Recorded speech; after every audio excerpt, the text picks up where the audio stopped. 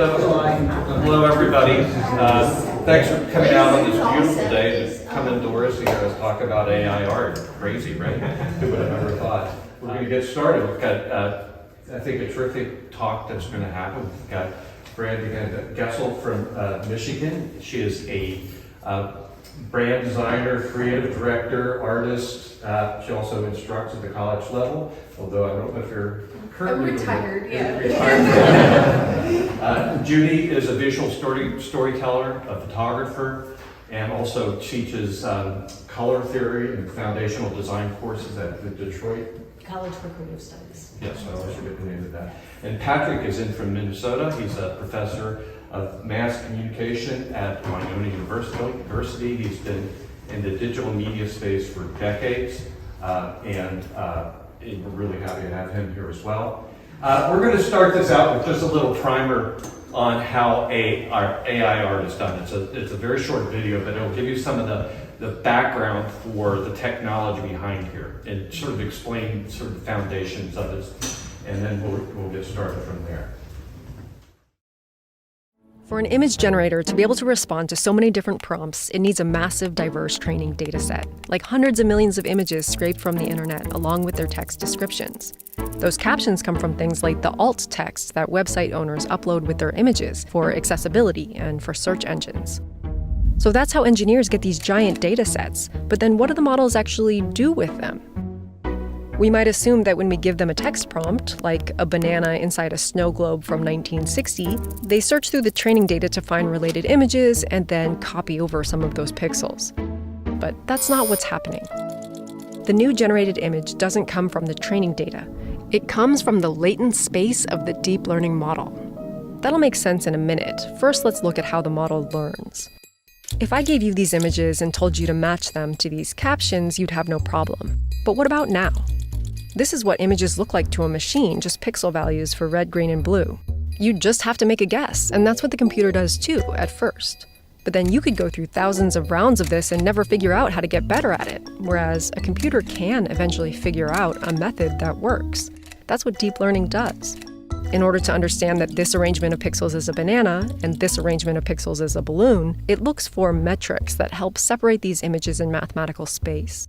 So how about color? If we measure the amount of yellow in the image, that would put the banana over here and the balloon over here in this one-dimensional space. But then what if we run into this? Now our yellowness metric isn't very good at separating bananas from balloons.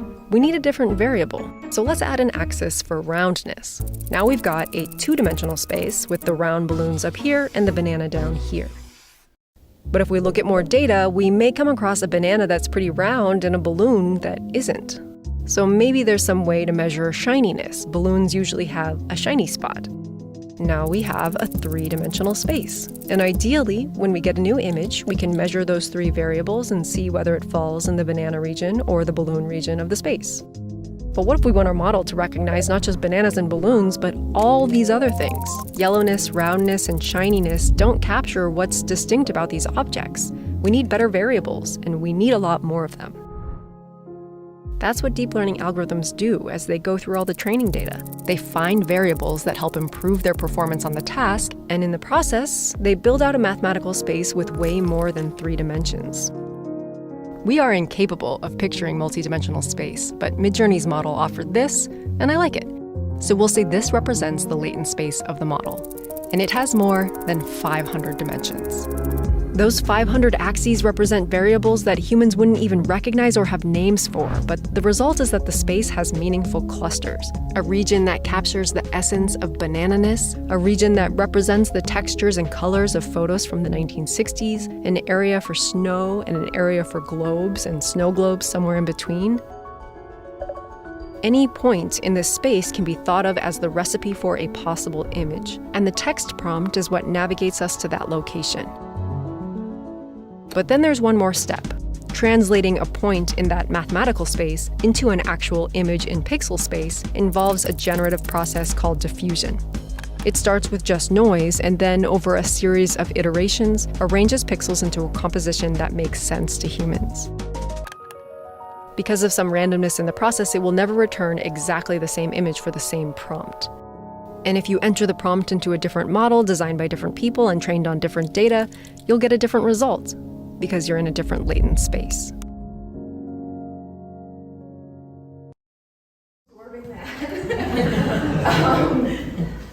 I'm Brady Van Gessel. Yeah, when I first saw this video, like my mind was blown, and that's actually part of the title of my collection. It's called Latent Landscapes because I just love the idea of kind of pulling this image and this arrangement of pixels out of this latent space that really is kind of mysterious and sort of like a new frontier for people and technology together. So about me, as mentioned, I call myself a multidisciplinary designer. So I started my career out doing 3D. I have a game design degree. So digital media and interaction have really been a huge cornerstone in my career, and I've kind of used it to do a lot of different things. I've taught for a while. I do design right now for a company that does branded environments, so actually fabricating some of this digital work and bringing it out into the world, making multimedia experiences. And that is how I kind of got into doing AI artwork. I started seeing people post these really cool images, and they were mostly architects. So architects were using it just to iterate different buildings, and I thought, I really need to see what this is about. I did put a slide for this into my section too, because I think in order to talk about it, it's really difficult to kind of wrap your mind around what exactly is a person doing who's generating AI art? Where is it coming from? It's been highly controversial in different areas, so that's been interesting too. The architects that I discovered this technology for have a wildly different view on it than the game design colleagues I have, like from college. So just I think the important part of this is one, you still have to put a prompt in. I think there's some attitude of like, oh, it's just gonna give me something, but really that's the first area that a user or human is kind of interacting with this technology. And right now, for the moment at least, that's something you still need as a human to kind of kick it off. Now, there's other forms of AI that use language and text that, you can have some back and forth between an image generator and a text generator, and we're definitely moving towards new horizons in that area. But for the moment, if you're generating images and you're talking about art, you still need that person to kind of give the first idea. And then secondly, the image training. So all of the data that it's pulling is stuff that was out there, but the prompter is choosing to direct and tell it, kind of what to look for. So I wanted to give an example too, because sometimes it's just like, it's hard to even think about it. So 2 examples here. The first one says a tree with pink bark and blue leaves. And the second one says a cartoon cat wearing a purple tie. These are both out of Midjourney, and these are both just like the very first thing that popped out. And one important thing I wanted to point out, and the reason I chose these images, is this one, a tree with pink bark and blue leaves. You can tell it had a really hard time doing that. None of those are a tree with pink bark and blue leaves. So I think one of the misconceptions is that this is really just, blown away and you can just tell it anything and it will give you exactly what's in your mind. I think that is coming. There's been some really crazy things, with brain scanning, so it's not to say it's impossible, but for right now, this is kind of where we're at. On the other hand, the cartoon cat, those look pretty good, especially for just being generic cartoons. So this is like step 1. So for me, I think one of the reasons I I volunteered to go first was that my process to do this is pretty straightforward. I do a lot of digital media, I do a lot of Photoshop and Illustrator, 3D. So the reason I got into this was because it's fun and it's really creative, and I can do it quickly and I can do it on my phone, which is great.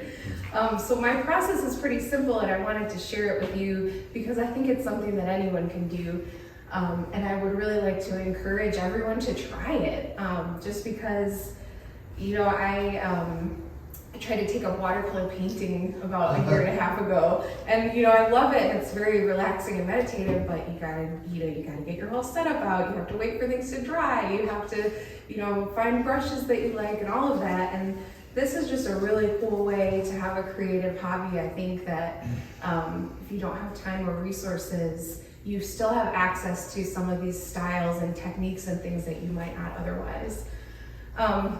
This is a breakdown on a prompt. I think that too is sort of like a little part of the mystery, is like exactly what are you putting in, and are you telling it in natural language like you would speak to a friend, or are you, is there some secret recipe? And every artist kind of has their own way they structure prompts, but I pulled this one because I liked how they broke it down, and this is also kind of similar to how I do a prompt, but starting out with the subject, so what you want it to show. And actually this one has a little bit more, they put their style first, but starting out with a style, listing off a subject, and then giving it some cues for other things you want to see. So this example says like eerie vibe, colorful, earthy color palette. So you can really give it a lot of different things to pull on and take inspiration from, and also really combine things that you maybe never have thought of combining before.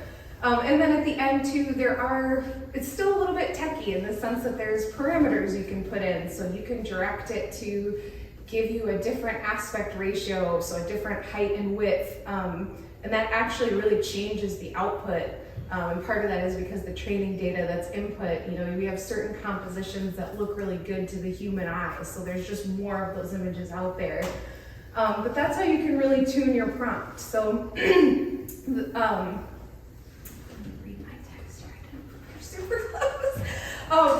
one way too that a lot of artists use prompts, and this is something I do also, is to start out with something kind of simple and then build on it.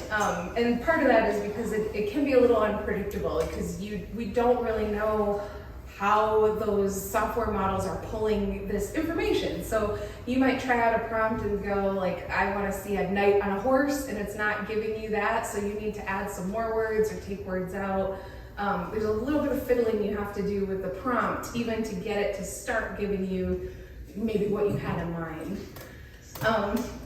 So this is a snapshot of my process, and I grabbed the top one you will recognize as the first one that's out there, and this bottom one is another one that I did as kind of part of this series. But I wanted to show this one because this is actually this image was just something I set out to do for myself for fun. It was a really cold day in January, and I live in West Michigan, which is one of the cloudiest places in the world. And I thought, like, where would I rather be right now? I want to see some beautiful landscapes. So the prompt for this one up top, really simple. I've got the subject in purple and then the descriptor words in pink. So the prompt for that was Renaissance style painting of huge cumulonimbus clouds. Those little colons you see in there are actually part of Midjourney's coding, so you can separate concepts with those colon marks. So then I've told it, in addition to being this style painting, I want it to be an idyllic summer day, oil painting again, just to kind of pull some other references. So it's going to look for Renaissance paintings, but it's also going to look for oil paintings. And then periwinkle, I use a lot of colors in my prompts because I like colors. And also I noticed with these, like, that's a color that isn't super typical in a lot of landscapes of Michigan. So I thought it gave me some really nice results in color palettes that I maybe normally wouldn't use or see. And yeah, so this is kind of my process. So once I had that first one and I thought, wow, this is fun, I want to do more of these. Well, then it's how can I add to this and sort of make some more images in this series and maybe tell a little bit more of a story. So then I thought, I maybe want to do some of these in actual settings and grab some of that geographical reference. So the one on the bottom, I added in, huge waves crashing and pictured rocks lakeshore. So it's pulling things from, photos of pictured rocks. And you can see that one on the bottom definitely has a different look to it. But they both they have the unity of having those same style components. And for me, that's really how I build my collections. I kind of have that core prompt, which in this case would be Renaissance style painting. summer day, excuse me, and then the colors, and then you can kind of mix in different subjects and different settings, and I tried this out a few different ways, but every image that's in my collection uses this prompt as a base and just has different modifiers added to it. And I think that's really fun. Like it doesn't, you don't have to take a huge portion of time trying to sort out how to do all these different things. You can really put your story together, you know, kind of as you see it. And I think that's really cool. And then also, I do post-process my images in Photoshop it's kind of similar to a photography workflow. So there's a little bit of editing on the back end. And something that I do personally is a lot of color grading and making sure that like the rhythm of the colors makes sense from image to image. But really, yeah, I kind of wanted to just offer this up and hopefully encourage everyone here to check it out and see if you can put a little story together. And one thing I always used to tell my students is like, if you think about a TV commercial, they can tell an entire story in like 15 seconds. So it's really cool to think that, you know, an idea you want to get across and you want to have these supporting visuals, like this is something that you can really use to help bring your ideas to life and to show it to other people in a way that might not have been super accessible before. So, so here's some tips and tricks. I call this whole process kind of like finding a landscape, because to me, the process of doing the prompt, it's almost like I'm entering in an address.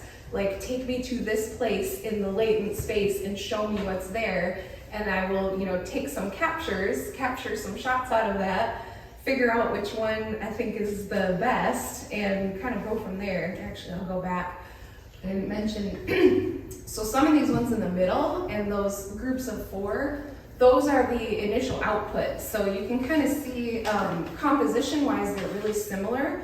Detail-wise, they vary a lot. So on the bottom here, like, you know, a couple of those I thought were too soft and didn't have enough detail. A couple of them maybe had too much detail and were getting a little bit too impressionistic. So this is a small representation, but for each of these images, I generated probably 50-ish images and then chose. So that's another kind of big piece of interacting with image software right now, is the curation and then going through and saying like, okay, this is the direction I want to take it, this is not the direction, and kind of choosing which images to pull through.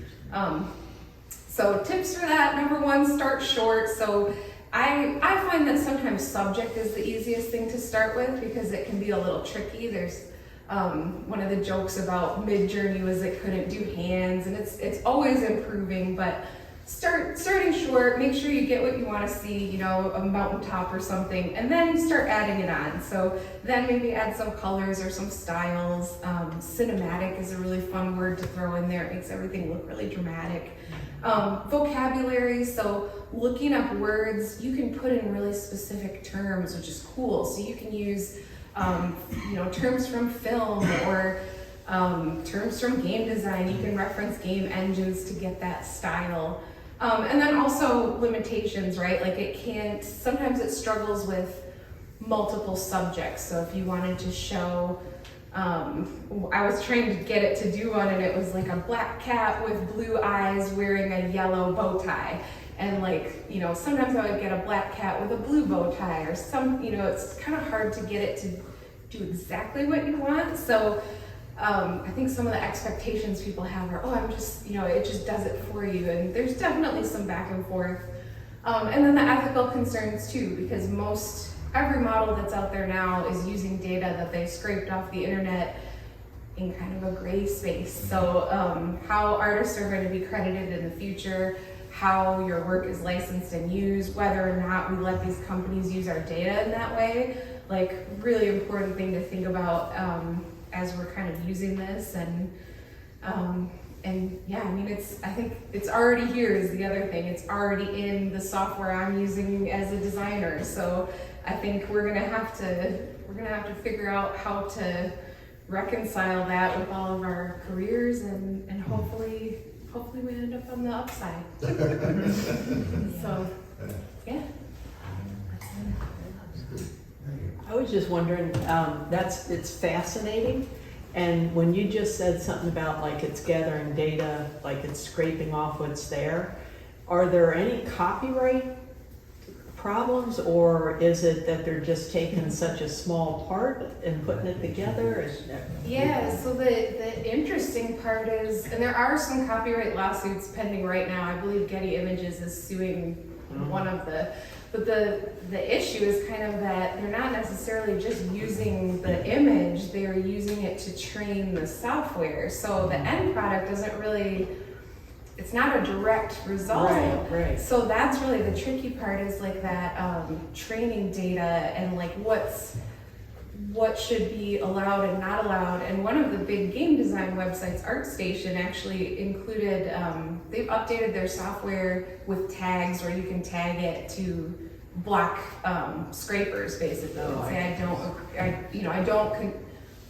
don't agree to put this into that data set. But like, unfortunately, with a lot of the stuff that's out there now, like the cat is kind of out of the bag. We can't go back and say, oh, go through these billion images and take out these ones. So I think one thing you can do right now is put in, any artist that has images online, you could say in the style of whoever. So there's like some impersonation concerns and stuff too. And that's why I think as an ethical user, that's important to think about if you're going to reference someone else and, how it all sorts out. I just want to interject for a second, because we're going to do a second panel discussion on the 31st. Oh. And Sean Owens, who's right here, John, if you want to raise your hand, is going to be our IT attorney at that conversation. He specializes just in this topic, and we'll be talking about that at length in a couple of weeks. So I just wanted to put that out there. One other thing is that something that was really interesting is that the Supreme Court just ruled against Warhol's usage of co-optation of the usage of a photo of the artist Prince, or formerly known as, and in a very much reproduced sense. So the thing is that they say that this is probably going to affect AI litigation. But do they even know? Pardon me? I said, do you even know what images run into the pot though? Yeah. That's probably going to be also, that's probably going to be also another fine line that's going to be negotiated as well. Whether that's going to be, whether the data is going to have to be, reported. Wow. That would be a huge thing if it is. You said the cat's out of the bag. When did the cat come out of the bag? Because it seems like a lot of this tech has been here in some form now. All of a sudden, it's every headline. I feel like personally it was when DALL-E 2 and Midjourney became publicly available in, I think Midjourney at least was beta, but the mass adoption of it kind of turned it into, I had sort of been seeing people running their own models on their own private PCs, or artists using their own, training models just on their own work, which is super cool. You can clone yourself and then have it. But yeah, I've been using this since August, and it is wild looking at, some people have generated hundreds of thousands of images, and they continue to build on the model they already have. Midjourney's in version 5, and I don't see them going back and saying we're going to scrap our whole training set and redo it. So it's a little bit maybe cynical, but I think too there's thousands and thousands of these private models that are running off of open source and things like that, where to try to chase that back, I don't know. Well, the cat's been out of the bag actually for quite a while, but it's a matter of figuring out, okay, now what do we do? DALL-E and Midjourney really started to come into their own January, February of last year, 2022.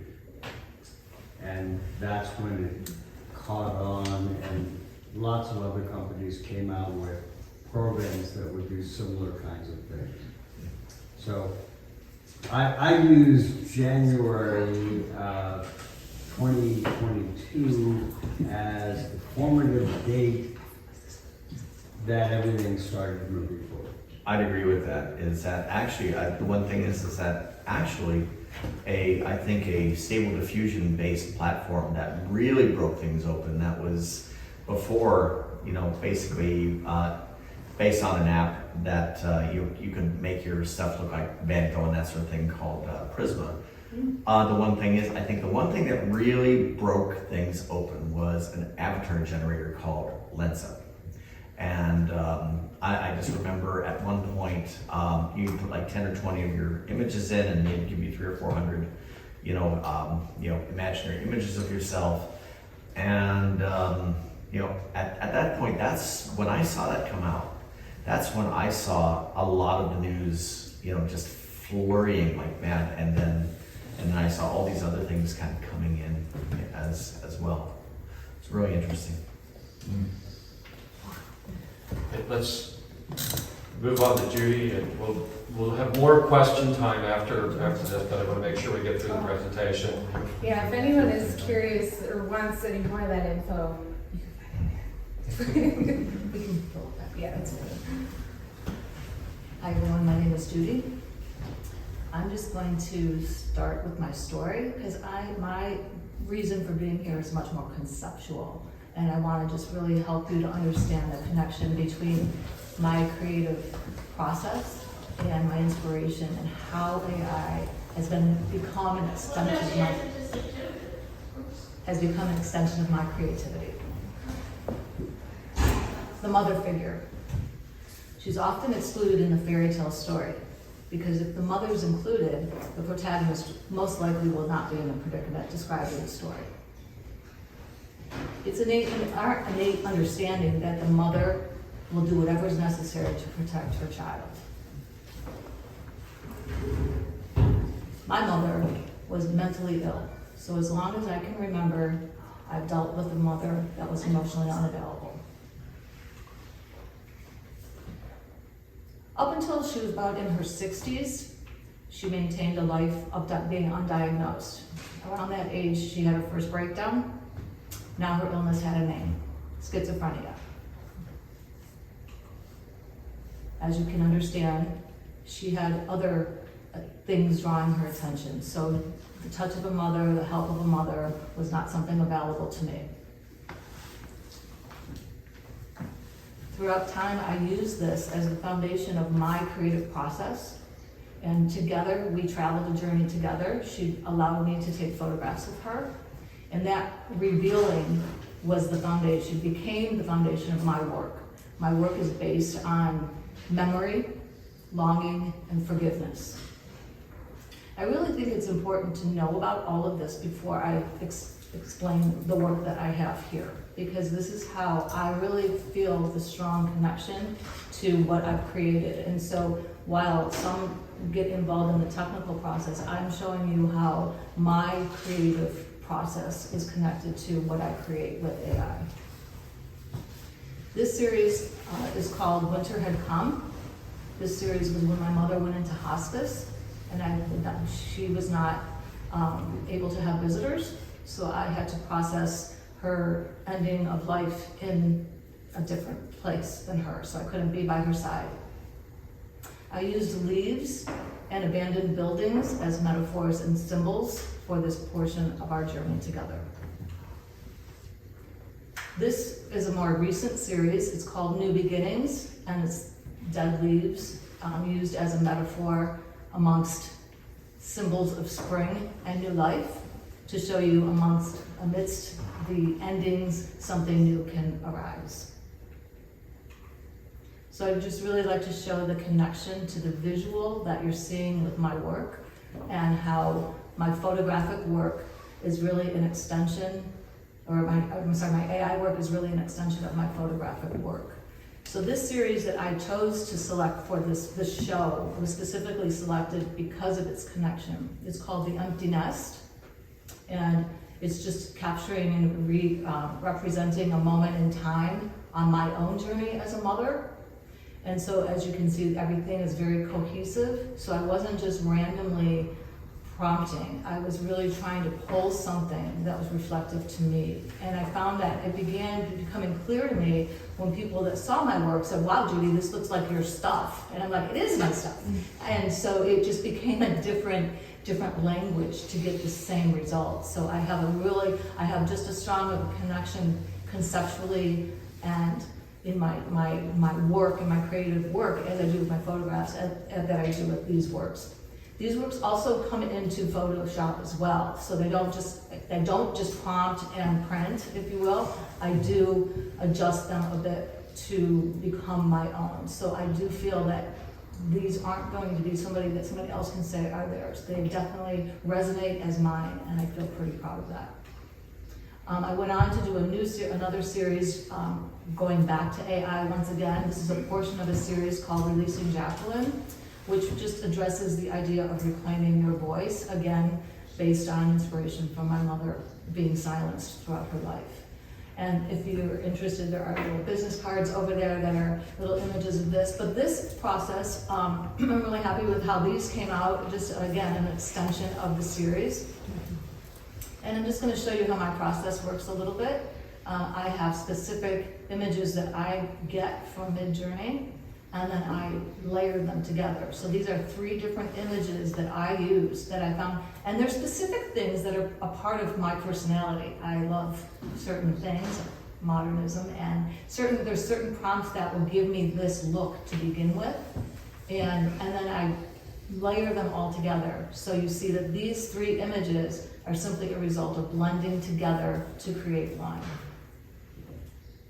Everything that I do is a mixture of layering. I don't just pull something out. So this image, as you can see, if you look really closely, she has a really weird foot, and she's got about 9 fingers on one hand, and it's really, really wonky. And that's typical of what happens from Midjourney. This is something that will happen, well, at least in version 4. They've definitely started to improve upon that. But I also included a texture. So if you see on the right, I spend some time in Photoshop creating gray backdrops with brush strokes that just give me different textures, and these become part of my little texture catalog that I always have available. So yes, if having knowledge of being a photographer, having knowledge of being an artist, being comfortable in Photoshop is definitely an asset when you're working, to try to get something to look a specific way. So by just adding that texture, I've now created something a little more painterly. I'm also an instructor, and I want to share a really fun story with you. I do teach color theory, so I had an opportunity for my students to create a story, tell me a story, and using that story, I was trying to keep very close to the narrative structure, the 5-part structure. So I wanted them to have a beginning, middle, and end, inciting moment, and all the different portions of a story, but I wanted it to be represented in color. So I wanted them to create a story and then do a 5-color palette and name those colors, similar to we would see in a paint store when you go to buy your paint. They have these beautiful little names that make you think that you really need to have that cozy color in your home. So I'm trying to get them to think evocatively and emotionally and how it relates to color. And so some students, they're freshman level and they don't have that confidence and they feel a little inhibited to share a story. So I had my students come up to my iPad and just put a story in, or a subject that they wanted. And this particular student just put, this is a story about a woman who turns into a bird. And we don't have to read the whole thing. It's a wonderful little story about a woman named Elena who went through the forest, and it just went on, and we were just so happy. She walked away with so much confidence, and she was so excited to pursue this assignment now. I felt that I just kind of breathed a little confidence into her by using this. Is this changing the world that she didn't create the story herself? No, it's not. It was just, I saw it firsthand how her confidence level just really expanded by knowing now she had a wonderful story, now she could do the assignment, and this is what she created. So it was just a really nice example of, and these students are art practice students, so they're not necessarily painters. So sometimes that can be a bit daunting for somebody to use not only a story, but also a medium that you're not very comfortable with and having to provide that as an assignment. So I feel pretty confident in saying that there's really a place for it in the classroom. My name is Patrick Clifty, and let's see here, I started out as a computer engineer in the 1980s, working for the engineering team of Tandy Computers, with the great trash 80s, that sort of thing, and an operating system called Unix. But my mom was nervous, and, also had her own issues, but, that's not quite so central to my own work. At about age 26 or 27, I'd been in the field for about 5-6 years, and basically, relationally, I had gotten into a situation in which I was going to be traveling around a lot, with my family at the time, and they said, pick something that you're going to do, that's mobile, and I said so. I started a contemporary art studio and graphic design firm, which one of my clients, a couple of my clients were like McKinsey and Accenture and things like that. And I did screen design for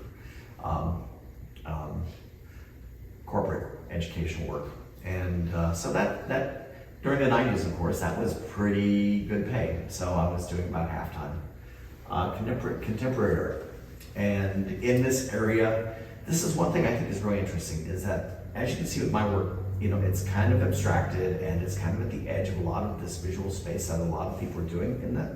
And the other thing is, one of the reasons why I'm out here is that this is the first AI show, in this area. I like being in places where a lot of this stuff is new. I like being out on the edge, just kind of like, seeing getting this stuff out into a new space. This reminds me of the first new media show, that electronic art show in Cleveland that I curated in 2000.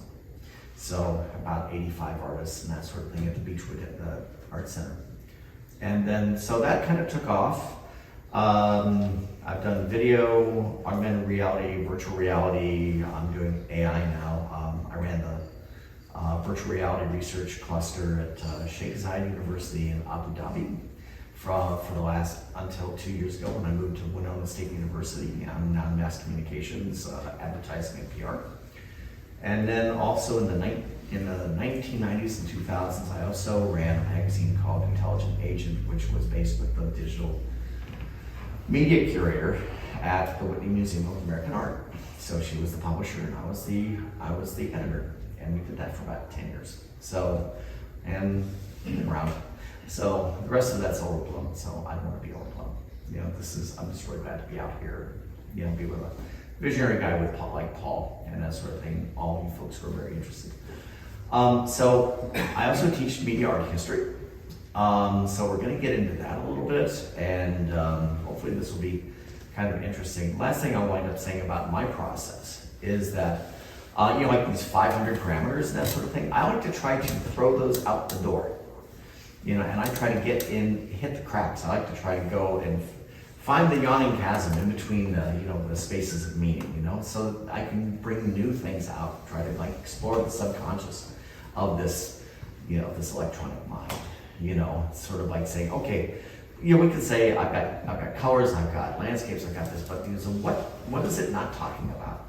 And I use words like asemic, means without meaning, calligram, which means, letters or words, that sort of thing, that are very legible, things like that. And I like to go in there and mix that up with abstraction, things like that, and say, maybe I'm kind of like plumbing the subconscious of the latent space, which I think is kind of interesting. Because the thing is like some of you maybe go, oh, yeah, exactly, that's what I'm doing. I'm kind of going, I want to see what's out there, and the stuff that I don't understand, that I want to get some insight from. So that's kind of it. So, all right, enough of that. Disruptors, did we just kill art? Is this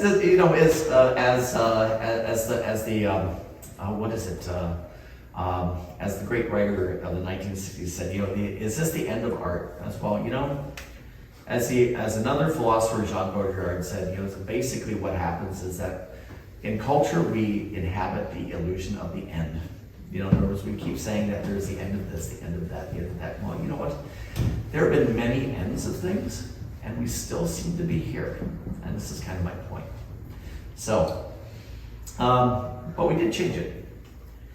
So I'm going to start this talk off with something completely different. I'm not going to use exactly the clip that I was going to use, but something that will kind of lead us to the notion of disruption in technology. So here's the Washington Post March by John Philip Sousa.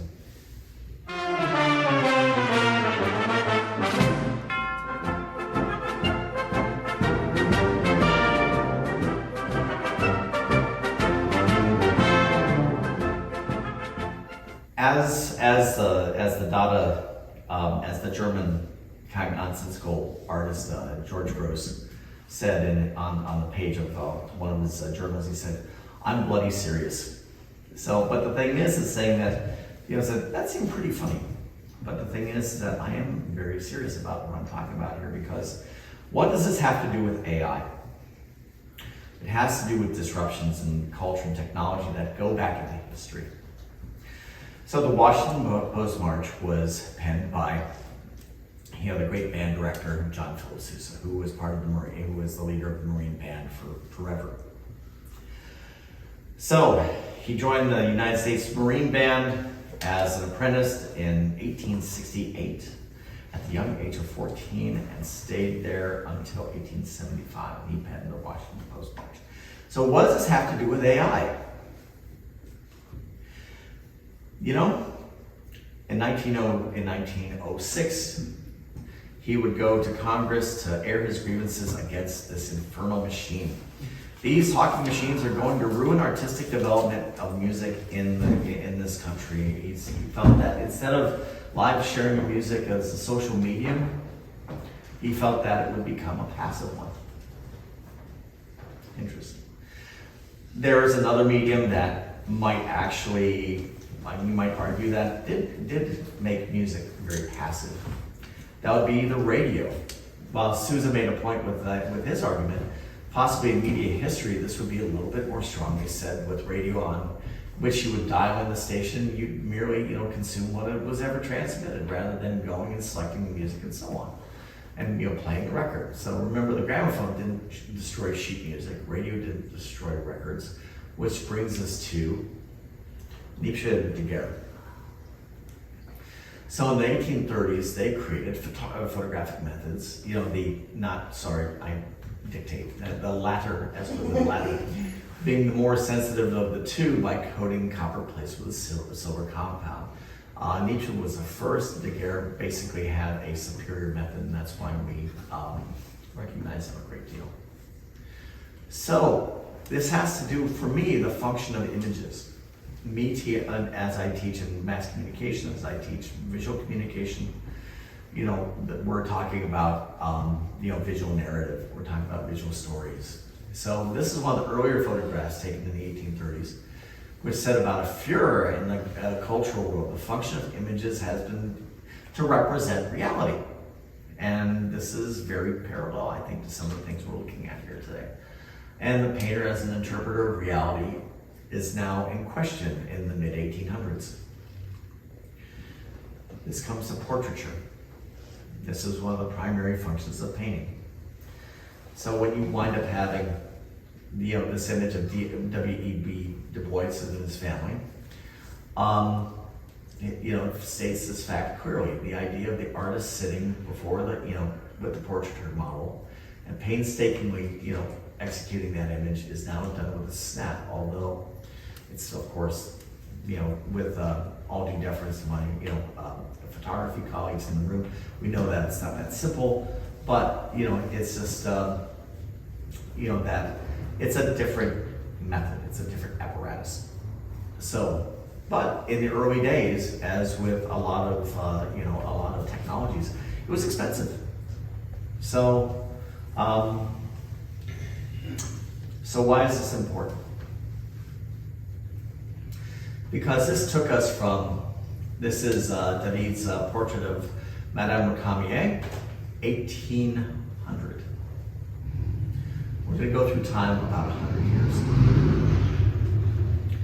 Takes us to the Luncheon on the Grass by Manet, 1863.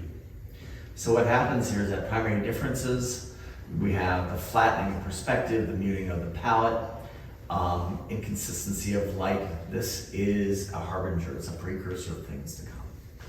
We can see this, we can see basically reality kind of falling apart. George Seurat, famous painting now at the Chicago Art Institute. Sunday of the Grand Shot, 1884. Pointillism, pixels. Beginning to talk about discoveries of the structure of the retina and how we process images. This is sort of like the first diffusion painting, if you think about that. So, and these still aren't very, these aren't very realistic, right? So, okay. Now we're gonna go further. Picasso, Braque, Grieg, Rivera, Cubism. They wanted to show the whole structure of objects in their paintings without using techniques such as perspective or graded shading to make them look realistic. They wanted to show things as they really are from all perspectives, not just what they look like. This is where we're really starting to break into abstraction. So, and to them, they were inspired in part by Einstein's work on relativity. Being in different places at different times, seeing time and space in different ways.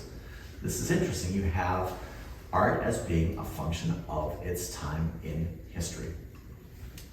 Kandinsky, we'll move forward with that. This isn't realistic at all. We're going to go one step further though. So, it'd be Kandinsky considered as the progenitor of abstraction who would abandon, not farm, completely into the realm of ideas or perhaps codes. You can imagine where we're going next, 1950s. Well, it's here. Kandinsky, every work of art is a child of its time, often the mother of our emotions. So nevertheless, no matter how far away from realism we get, there's still an emotional connection that we have with an image we make. And this leads us to Pollock and Krasner, which is, until you get to minimalism, it's about as far as you're going to get. And so I want to mention a couple that basically in entry into total abstraction takes us to the other extreme for photography. Also, the use of distribution of visual information almost seemingly seems like early stages of a stable diffusion image, and which is starting to come into focus. So I mean, I look at these things and I see things that remind me of Western art historical tradition for a long time. So why is this important? Because even though technology changes, the need to express the life which is lived, or culture remains. For example, Pollock and Krasner embodied jazz. And it's a very interesting thing is that they were also, their work was also highly political as the CIA backed them to bring the idea of freedom. Freedom of expression, into the post-Soviet world. It's very interesting. So, to me, art is not one thing. It isn't just a thing that belongs in a gallery or a museum. It's a set of practices, a number of conversations. It moves, it shifts our culture in many ways. So with the emergence of artificial intelligence, I ask you again, did we just kill art?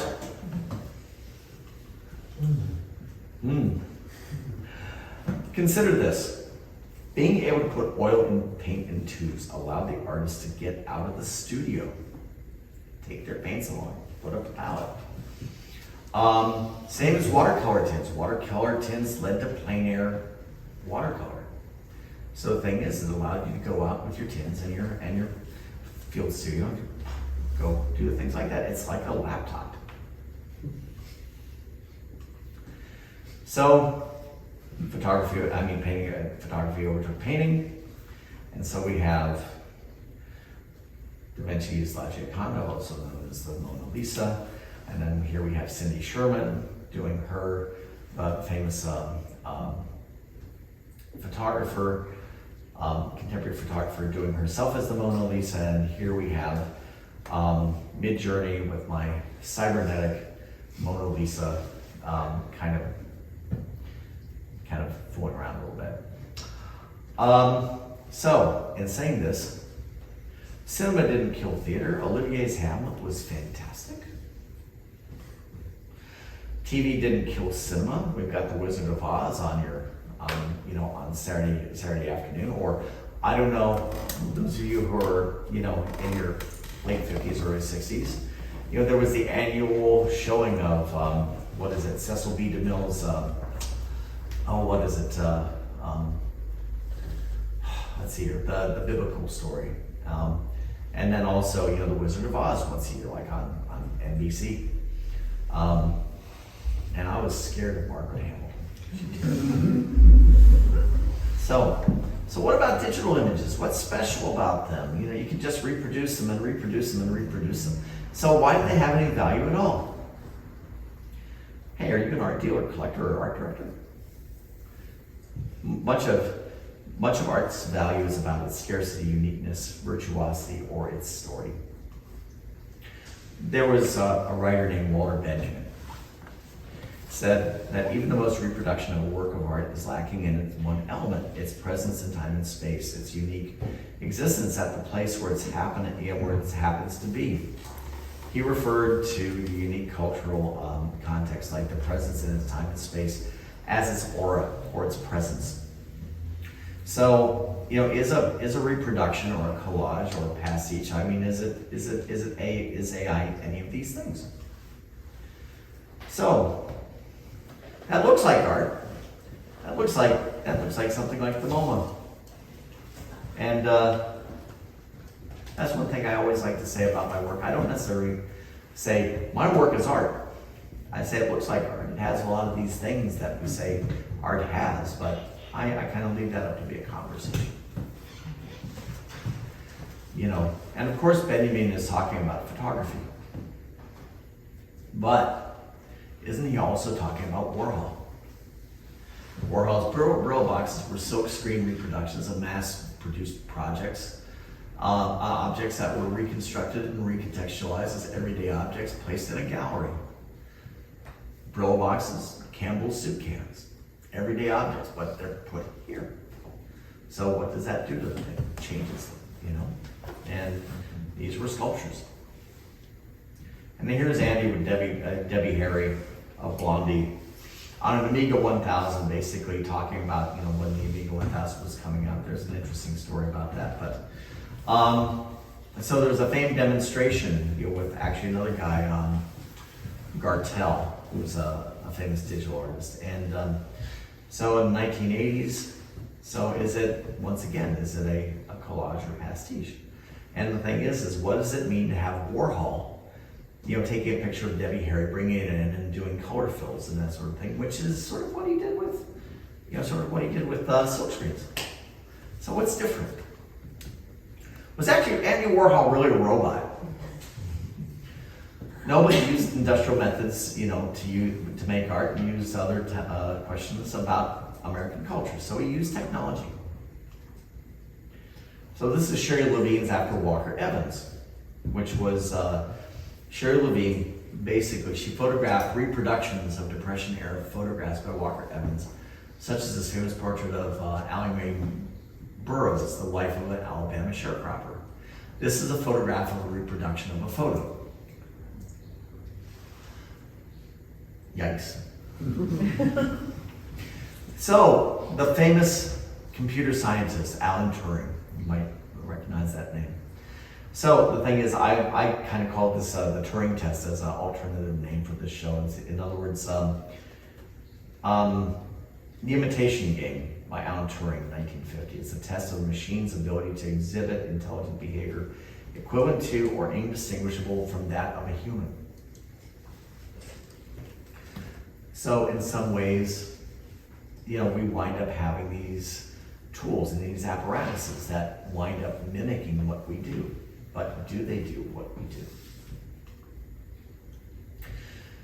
Case in point, Jason Allen. August 2022, by the way.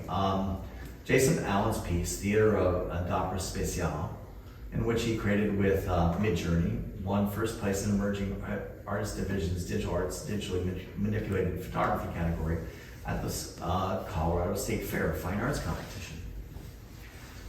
That got a lot of attention. And then the one that I think is more important, Boris Elgerson. So in March, the Sony World Photography Awards announced the winning entry in their creative photo category, a black and white image of an older woman embracing a younger one, called Pseudomnesia, the Electrician. This was made with DALL-E 2. And the thing is that he entered that, he won the prize, and then he refused the prize because he said, this isn't a photograph. Sort of like there's that famous painting by Magritte, The Treachery of Images, with the pipe, and underneath this is Ceci pas un pipe. It says this is not a pipe. So the thing is that he's saying this is not a photograph. So what does that say when he was able to fool world photography experts into believing that this was his photograph? Brings a lot of things into question. Susie Gatwick, late 20th century art historian theorist, saying that for art to be relevant, artists must address the social and spiritual issues of our time. So where is the soul in art? And I think this is where a lot of this pivots. And I want to bring into this is that the famous singer Bjork, and I think she says it's like, if the art's bad, it's not the tool's fault. I find it so amazing when people tell me that electronic music has not got soul, and they blame the computers. They got the finger and point at the computer. It's like, there's no soul here. It's like, you can't blame the computer. If there's not soul in the music, it's because nobody put it there.